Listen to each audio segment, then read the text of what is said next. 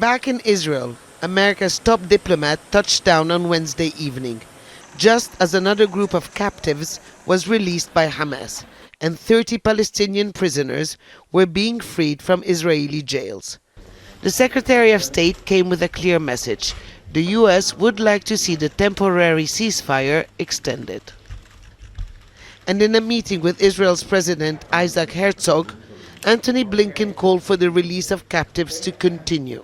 In my meetings today with the Prime Minister and senior Israeli officials, I made clear that before Israel resumes major military operations, it must put in place humanitarian civilian protection plans that minimize further casualties of innocent Palestinians. But his main focus was to exert some influence over the next phase of Israel's offensive in Gaza, which is expected to focus on the south of the Strip, where the vast majority of Gaza's 2.3 million people were forced to flee. The US and Israel believe Hamas's leadership is hunkered among them.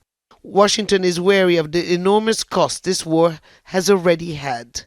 But stopping Israel's war machine is not easy, even for the US administration. And I told him that I swore to eliminate Hamas, and nothing will stop us. We will continue this war until we achieve the three goals: to release all the abductees, to eliminate Hamas completely, and to ensure that such a threat from Gaza will never reoccur again. The Biden administration is also looking forward to Gaza after the war, a conversation that includes the Palestinian Authority based in Ramallah. The US is seeking ways for the PA to have a greater role in the Strip. While Palestinians don't expect much when it comes to the US defending their rights, many are also skeptic about their own leadership.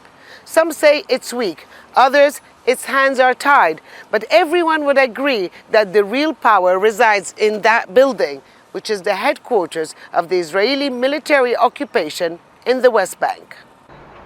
It's from here that Israel keeps its firm control on Palestinians, issuing orders and coordinating nightly raids that have seen more than 3,300 people detained since October 7th.